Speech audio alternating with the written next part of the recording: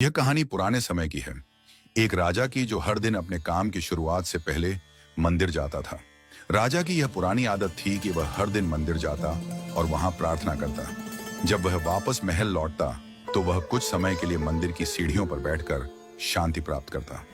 हर दिन ऐसा होता कि मंदिर की सीढ़ियों पर उसके दाएं और बाएं दो भिखारी बैठते। दाहिने ओर बैठा भिखारी कहता, हे भगवान, आपने राजा को बहुत कुछ दिया है, मुझे भी थोड़ा सा दे दो।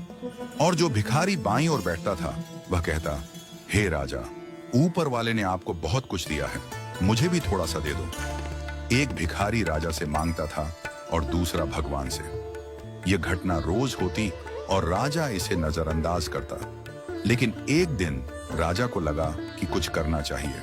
राजा महल पहुंचा और उसने अपने मंत्री से पूछा, क्या किया जाए? मंत्री ने कहा, महाराज, जो दाहिने ओर बैठा भिखारी भगवान से मांग रहा है उसे वह जरूर मिलेगा। आप क्यों परेशान हो रहे हैं? जो बाएं ओर बैठा है वह आपसे मांग रहा है, उसे आप मदद करें। राजा ने सोचा, ठीक है, कुछ करना चाहिए। उसने मंत्री से कहा, एक काम करो, एक बड़ा बर्तन लाओ और उसमें स्वादिष्ट खीर बनवाओ। उस खीर में कुछ सोने की मुद्राएं डालो और उसे उस भिखारी को दे आओ जो बाएं ओर बैठता है, उसकी जिंदगी सुधरेगी। मंत्री ने कहा, ठीक है, काम कर दिया जाएगा। वह पूर्णिमा का दिन था और मंत्री ने जल्दी से खीर का बर्तन तैयार किया और सोने की मुद्राएं डालकर उस भिखारी को दे दी। मंत्री ने कहा, राजा ने आपके लिए यह भेजा है। आज पूर्णिमा के दिन राजा ने आपकी मदद की है। भिखारी खुशी से खीर खाने लगा और दाहिने ओर बैठा भिखारी उसका मजाक उड़ाने लगा। वह बोला, तुम कहते हो भगवान मदद करेगा, देखो मैंने राजा से मांगा और राजा ने मुझे दे दिया।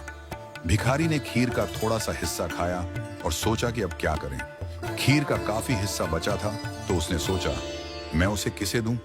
फिर उसने बाएं बैठे भिखारी को बुलाया और कहा, भगवान कभी मदद नहीं करेंगे, लेकिन राजा ने मुझे दिया है, तुम भी इसे खाओ।